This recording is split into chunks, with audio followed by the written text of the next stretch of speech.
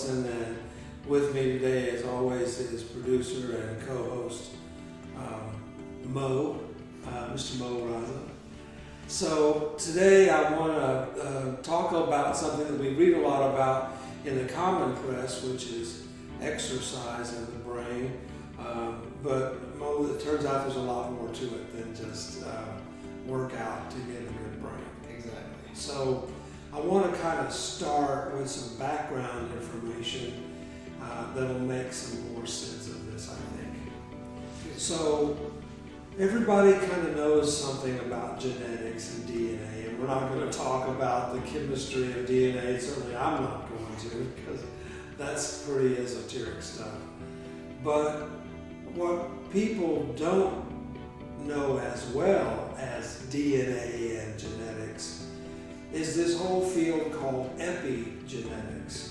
So if you look at what the Latin word epi means around, okay, so in this case, epigenetics is the stuff in our world that controls our DNA. And how it does that is through this field that we now label epigenetics. So put simply, the epigenetics are the switches that turn on and turn off the DNA. So let's say, for example, you have DNA that will make you strong and muscular. What turns that on? It's the epigenetics that turns on the DNA. And how that works is I go to the gym, I lift weights, my body needs more muscles to do that. So the presence of stress in my life to build more muscle by lifting turns on all those DNA strands that make more muscle in the body. So in a way, it's like the switch that turned on the DNA was the stress or the pressure in life that I imposed on my body by lifting at the gym. So would you say epigenetic would be more of an environmental factor that plays? Right. It's all environmental to ignite that. Yes, exactly. Well said. All right. So the research evidence for the past several decades has indicated quite convincingly that we need to exercise in order to enhance brain health. So a UCLA professor in neurosurgery looked at 17 studies that addressed the epigenetics as the switches turning on and turning off our brain proteins, and wondered how that exercise could change the brain and how did that work. So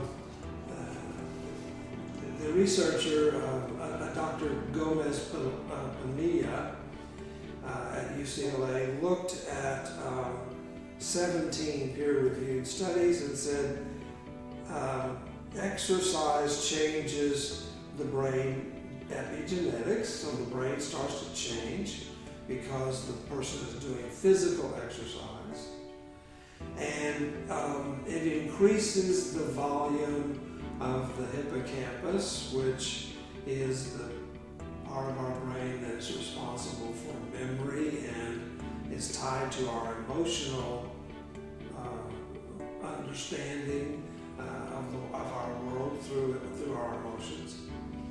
And so the hippocampus volume increased when the person exercised.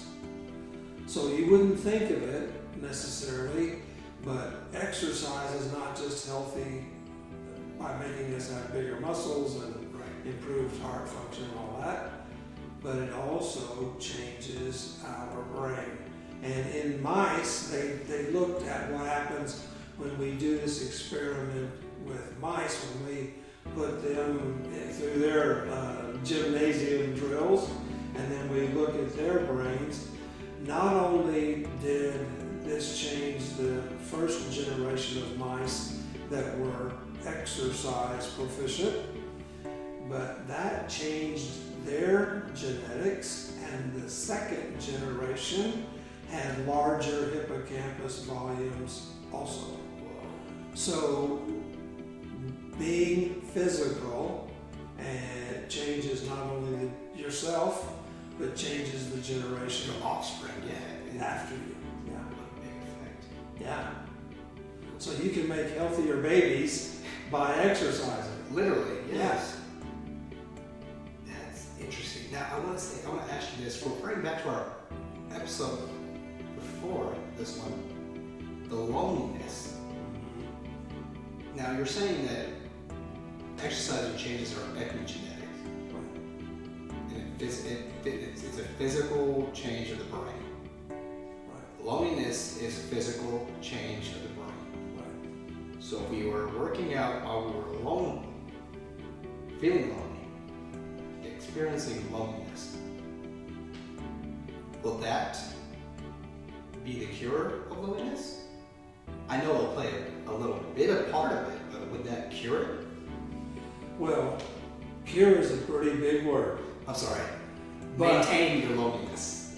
But I think that's an intriguing connection.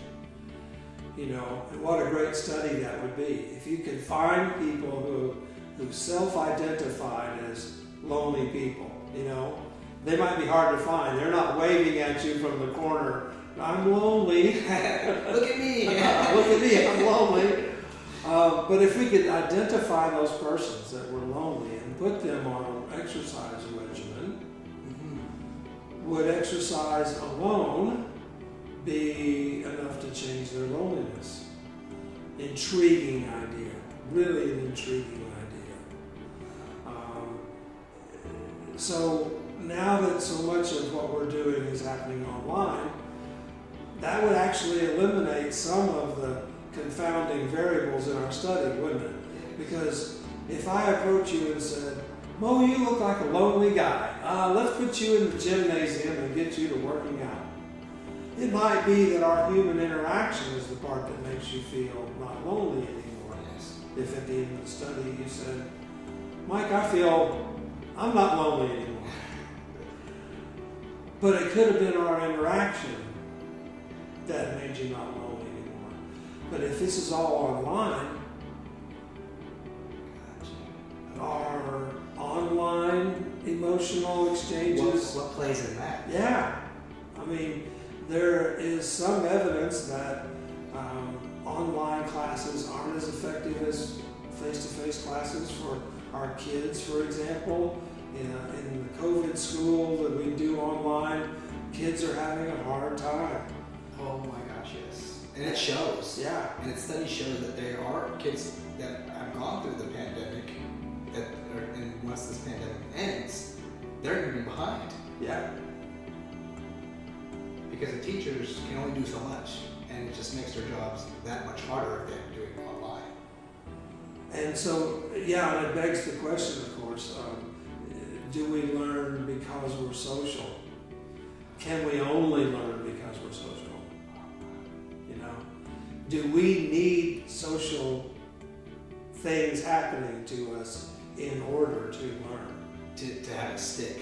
Yeah. And that is very... Isn't that an interesting idea to Yes. think about? That's fascinating. That as social animals, if we're isolated socially, nothing in our brain works like it's supposed to, including learning.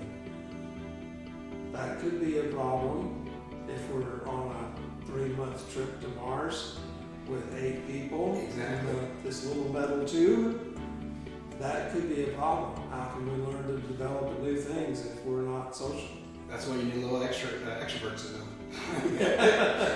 A little bit of extroverts in there. I can see a comedian being sent on the Mars trip, you know? Oh. 3 guys walk into a restaurant. That could be a lot of fun. So back to this idea. So kind of attracted me to this notion. So here's this researcher who's a neurosurgeon who's saying that what turns on our DNA is the epigenetics of what life is doing to us as human beings. And so if we're wanting to have better brains, we need to exercise our body. Everybody knows that going to the gym is good for our heart and good for our, maybe even good for our waistline, and maybe makes us feel better because we look better, etc. We kind of know those things about exercise programs and working out. But what we don't know is, does this improve brain function? And it appears as though it Absolutely, does. yeah. The proof is physically there. So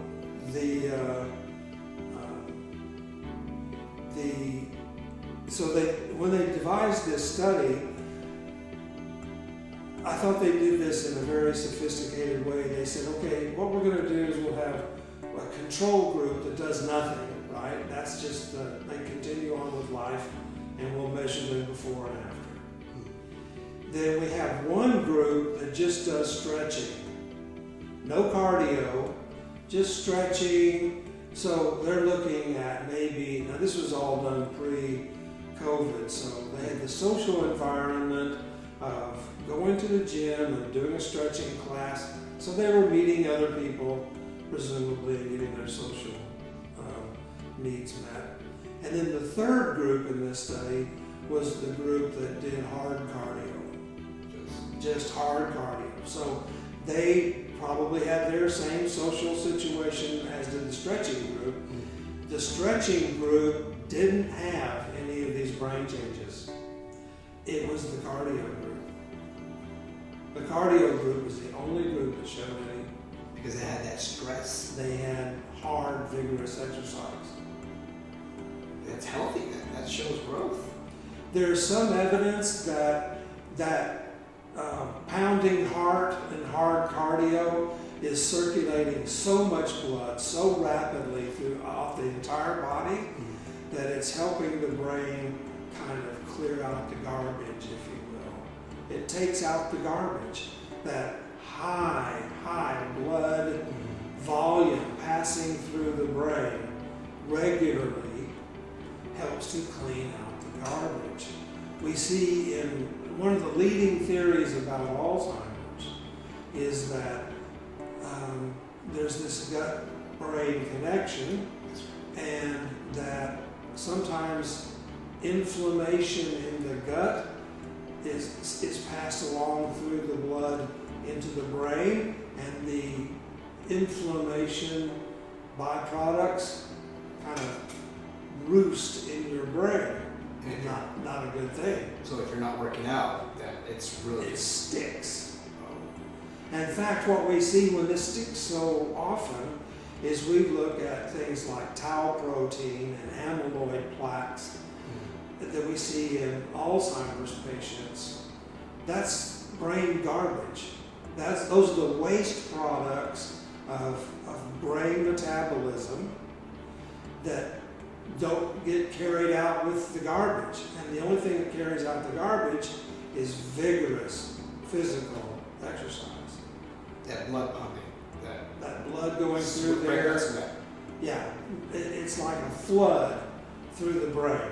Instead of just our normal blood flow like we're having right now, if we were running down the street, we wouldn't be able to talk like this because we're putting so much effort into our run.